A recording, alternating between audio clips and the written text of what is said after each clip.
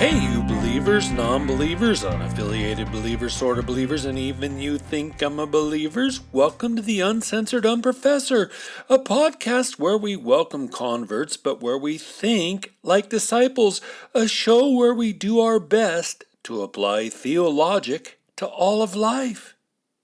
Yes, you heard it. I did just change my opening line.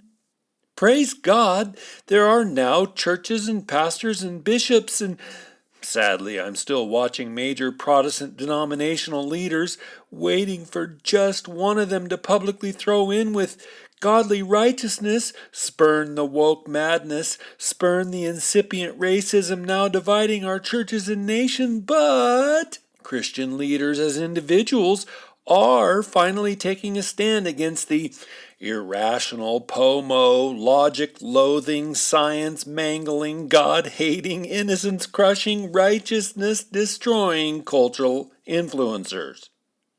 Praise you, Holy Spirit, for blowing into your remnant. In my daily Bible reading, I came through these two. Proverbs 8:13. The fear of the Lord is hatred of evil. And then St. Paul, echoing Proverbs 8 in Ephesians 5:15, said, "Be careful then how you live, not as unwise people, but as wise, making the most of the time, because the days are evil."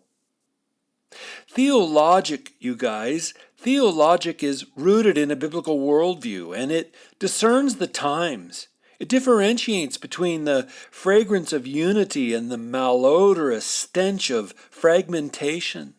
It takes care not to be swept up by every new deceitful philosophy that strolls along, Colossians 2:8. Theologic refuses to be shame-guilted into silence. Oh, man. By the way, all the recent gun shaming? The New York Times reports that 1,800 people have been killed and 500 wounded in shootings here in 2022. And get this, reports Herman Lopez at the Times, quote, mass shootings account for less than 4% of gun homicides in a typical year, end quote. And I bet it's way less than 4%. But why? Why is there zero outcry among the progressive politicians about daily urban gang shootings? Well, a theological worldview is open to considering such questions. So let's agree together to think with theologic. We won't pretend our logic is neutral. I mean, there is no neutral logic. But we will work diligently to bind our logic to a theological perspective on reality. And briefly for me, theologic means biblically grounded, classically Christian, ever confessing the crucifixion, resurrection, and ascension of Jesus of Nazareth. Because of his crucifixion, resurrection, and ascension, we worship him as Lord. As Lord, he owns everything. Time itself, every culture on the planet. And so, just like we see in the Bible, there is no secular sacred divide in life. Everything in reality falls under the lordship, the purview, the gaze, the interest of the eternal triune God. Well, that'll do today for a definition of theologic.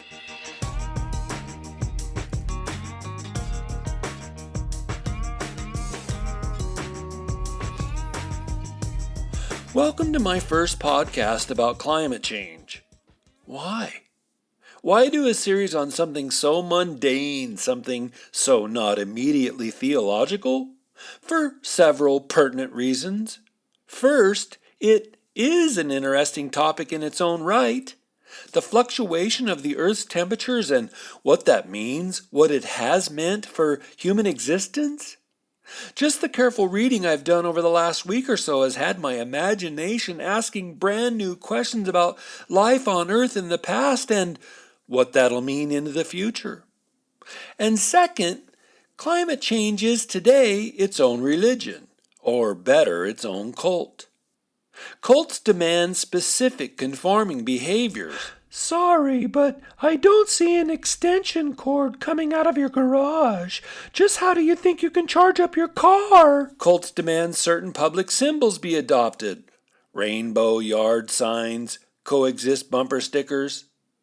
Colts demand certain slogans repeated with guttural emphasis. Forget the polar bear. The new face of climate change is a child with asthma. Colts demand that you follow to the letter every single belief and tenet of the Colt, or else.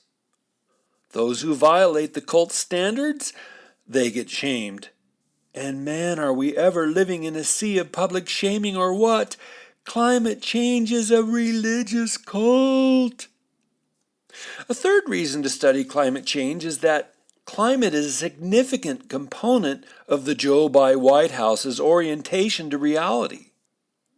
Related to White House values, climate change is the crucial reason the national average price of gasoline is now over $5.10 a gallon. You ain't seen nothing yet, Eddie. So climate change is not some ethereal discussion among hidden, pointy-headed lab scientists.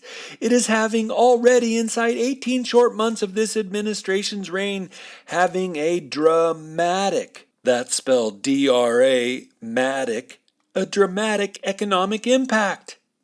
And fourth, climate change is the ace in the hole in the nicotine-stained hands of those cultists who belong to and or support the World Economic Forum.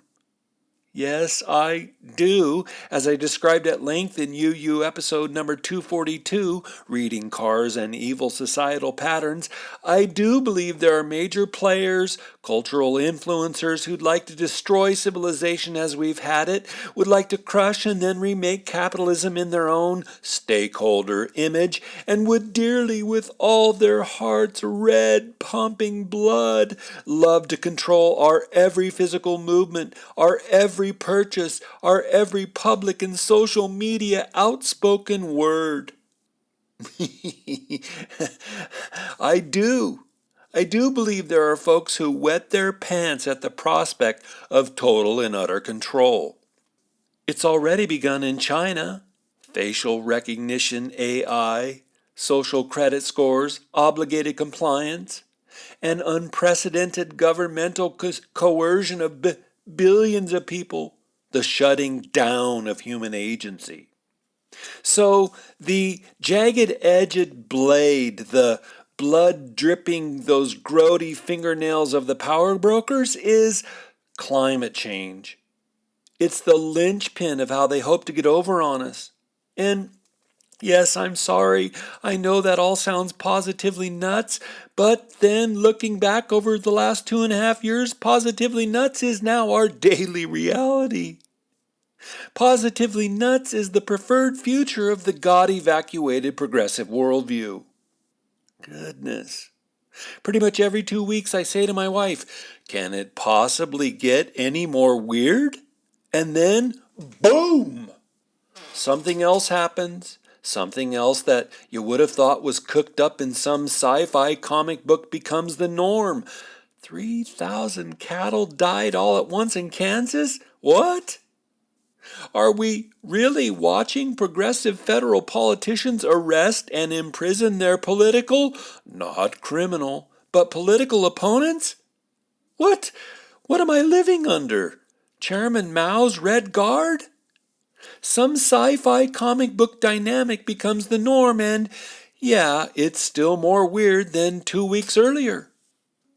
You know this, but I always appreciate the help, the props, the promotion by other sweet peeps.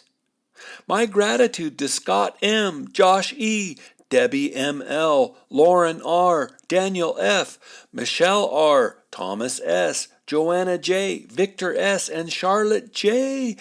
Spasiba. Thanks for your social media promotions. And you, my listener, for every time you've told someone about this podcast or said a prayer for me, thank you so much. Climate change. Anything pertaining to the climate should be tightly woven to science, right? Yep. You can't just say stuff about the weather. It's got to be tied to science. Oh, man, science and weather? When I was in the 5th grade, our teacher, Mr. Ruckman, he had silver longish hair, a big blonde walrus mustache, he always wore suits, and he carried a big black cane. Mr. Stan Ruckman took us through a science section on weather. At the end of it, we had the assignment, and he had broken us all up into twosomes. He gave us the assignment to predict the weather for the next couple of days.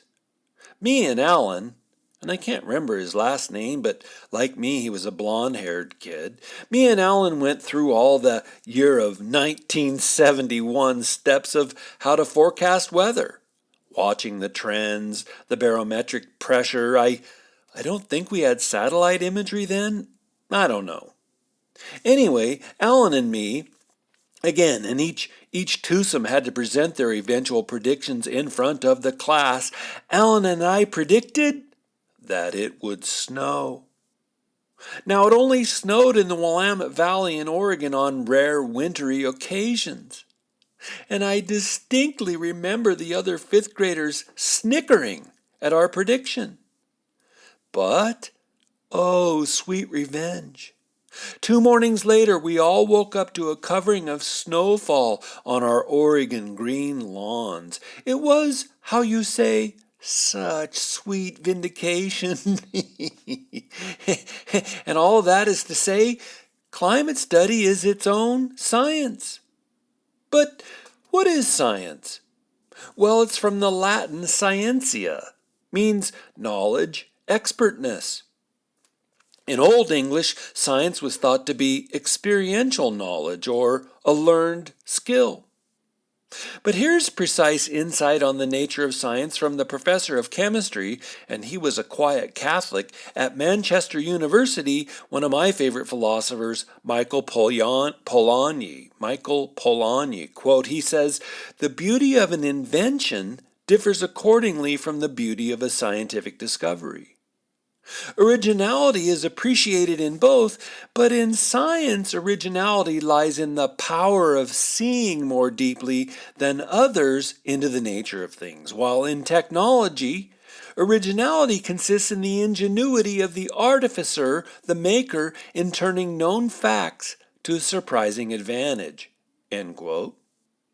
I could summarize Polanyi by saying that the maker, the builder, or the technician wants to make things, or make things easier, or make things more skillfully. The scientist is, by way of contrast, interested in understanding the inner law of nature. Again, science is seeing.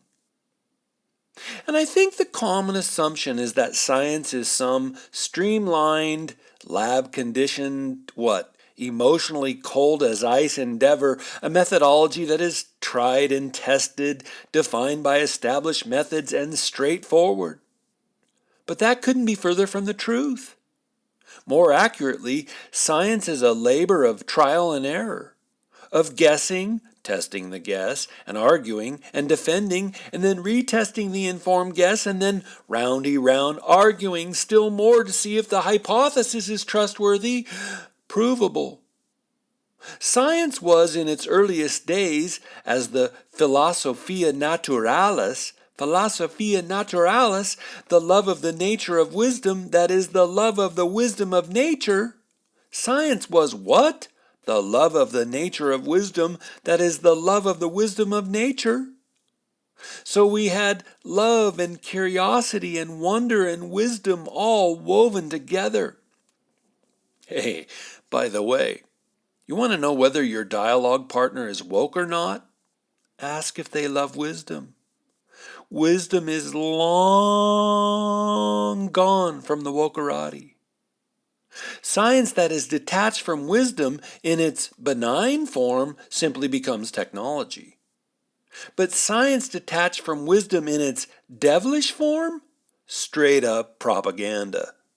And that notion, propaganda, that's a theme I'll be developing at length across this series. Once science is a matter of producing preformed or pre-desired or pre-digested conclusions, it is propaganda. When science gets bought and paid for by governmental grants, it ceases to be honest science and becomes a cudgel of the state. Sit still while I give you a beatdown. Guys, science simply cannot be science unless it continually looks in the mirror, examines itself, is true to itself, and pops the pimples when it sees them. One of the earliest thinkers to think about science was the Iraqi mathematician named Al-Haytham.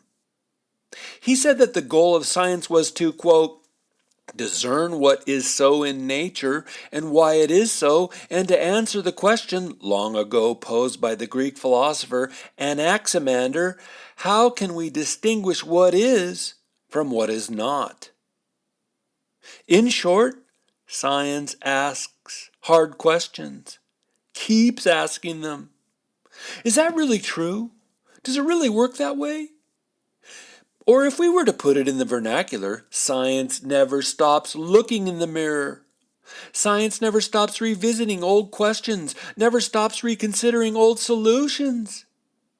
And it's not that scientists necessarily disrespect one another. No, it's just that the very nature of science, asking questions or asking questions from different angles, is one of trial and error, of building on or off of old solutions, of building on or off of old theories, retreading old paths, seeking ever finer understandings. In short, science is a quest for truth.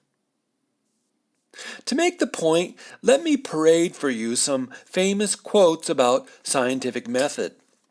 Galileo, quote, "In questions of science, the authority of 1,000 is not worth the humble reasoning of a single individual."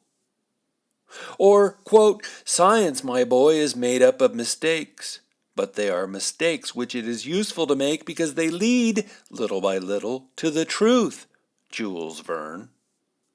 Or here's what Robert Heinlein said, quote, "If you've got the truth, you can demonstrate it. Talking doesn't prove it," end quote. I like what writer Douglas Adams said when he said, "But the reason I call myself by my childhood name is to remind myself that a scientist must also be absolutely like a child. If he sees a thing, he must say that he sees it, whether it was what he thought was going to see or not. See first, think later, then test. But always see first. Otherwise you will only see what you were expecting," end quote. Or here's one from Michael Faraday. He said, "When it comes to science, there's nothing quite as frightening as someone who knows they are right." Or, aware of scientific method, Agatha Christie once said, "Everything must be taken into account. If the fact will not fit the theory, let the theory go." Or put more still satirically, Mark Bekoff said, "The plural of anecdote is not data."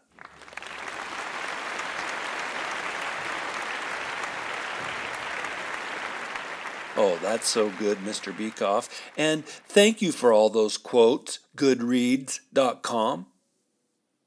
There is no scientific claim which is beyond question or beyond examination. Yes, sure, established or tested or verified claims acquire authority over time, and those authoritative claims become foundational for solving still other questions. But established claims are only rarely taken to be dogma. And scientists, well, at least the honest ones, know that some new insight or line of sight may come along and pull down long-cherished ideas about reality. Oh, Gersh, and mentioning the phrase cherished ideas, that takes us to the issue of consensus. Class, say consensus. Consensus, teacher. And class, I had you repeat that word consensus, not because you're ignorant about what it means, but because it has become the booger that is today. That booger clogs up Western society, Western progress, Western betterment, Western medicine, and now even Western liberty. Consensus. You see, consensus is the refusal to look again and again in the mirror. Consensus is not scientific seeing. Consensus is, especially in the scientific arena, the go-to of weak minds. Consensus in companies and schools is the sign of weak leadership. Yuck, we should just see what everyone thinks and then go with that. But the appeal to consensus in science and medicine has become an excuse for intellectual laziness. And my, oh my, do we live in an era epitomized by laziness or what? Or, oh geez. If consensus is not mere laziness, then it is a sign of manipulation. Probably for the sake of big money, and just as likely for power grabs. But we'll get to money and power grabs in later episodes. What are the problems with consensus within the scientific community? Well, let me give you a few. Through peer pressure, consensus stifles curiosity and wonder and ingenuity and creativity. Consensus fosters a sheeple mentality. It's just rare in human nature, it's rare in human history for people to buck the trend of group thought, and that's sad but true. Consensus takes traditions and petrifies them. Again, if we were only talking about whether a married couple, fresh off their vows at the wedding ceremony, should jump together over a broomstick or not, it wouldn't be a big deal. How dare you question broomstick jumping? Me and my hubby jumped over a broomstick because our parents did, and their parents did, and their grandparents did. But the notion that science should be committed to sheer tradition is itself unscientific. Because again, we're not talking about social convention, we're talking about scientia. And if science is not based in empirical, which means observable, measurable, quantifiable, capable of being tested by experiment data, if science is not based in empirical reality, then it is, propaganda. Don't you dare stare at his belly button. After all, the king is wearing clothes. The issue, my good listener, of consensus is at the core of our mutual understanding of the climate change cult. You've probably read one of his books, Jurassic Park, The Andromeda Strain, Westworld. But Michael Crichton loved to weave tales about technology gone bad. I just ordered two of Crichton's books, Micro. It's about technology's ability to shrink the human body. And then I ordered State of Fear, about how eco-terrorists plot mass murder to publicize the danger of global warming. Why? Every 2 weeks, life here in America just gets weirder, right? Maybe if I read some crazy sci-fi like Crichton's, I'll stop seeing daily reality as being so nuts. Crichton knew the power technology can have over civilization, over human imagination. So we're not surprised that Crichton was a staunch opponent of scientific, air quotes, consensus. He said, quote, "Please take notice when the claim of consensus is invoked. Consensus is invoked only in situations where the science is not solid enough. Nobody says the consensus of scientists agrees that E equals mc squared. Nobody says the consensus is that the sun is 93 million miles away. It would never occur to anyone to speak that way." More forcefully, Crichton elsewhere put it this way, quote, "I want to pause here and talk about this notion of consensus and the rise of what has been called consensus science. I regard consensus science as an extremely pernicious development that ought to be stopped cold in its tracks. Historically, the claim of consensus has been the first refuge of scoundrels. It is a way to avoid debate by claiming that the matter is already settled. So whenever you hear the consensus of scientists agrees on something or other, reach for your wallet because you're being had." But Crichton continued, Let's be clear. The work of science has nothing whatever to do with consensus. Consensus is the business of politics. Science, on the contrary, requires only one investigator who happens to be right, which means that he or she has results that are verifiable by reference to the real world. In science, consensus is irrelevant. What is relevant is reproducible results. The greatest scientists in history are great precisely because they broke with the consensus. There is no such thing as consensus science. If it's consensus, it isn't science. If it's science, it isn't consensus. Period. End quote. Let me give you a seminal closing remark about the cult of climate science. It rests on consensus. And if you listen to the leaders of the movement, or better, the salesmen of the movement, they will chant the word consensus like it's a shibboleth. No, they'll chant it like it's a to-the-death pledge. Anyone who denies the power of that magical word, consensus, will be mocked, jeered, and shamed. But that's a know-how, a science, she works. Science, she perpetually is willing to look in the mirror. When she's true to herself, she can look into the mirror and see that black piece of pepper in her teeth and laugh it off and pry it out with a toothpick. When science is working in good faith, she can, by looking carefully into the mirror at her own reflection, squeeze out that nasty black head. But if she doesn't, she eventually becomes a disfigured ghoul.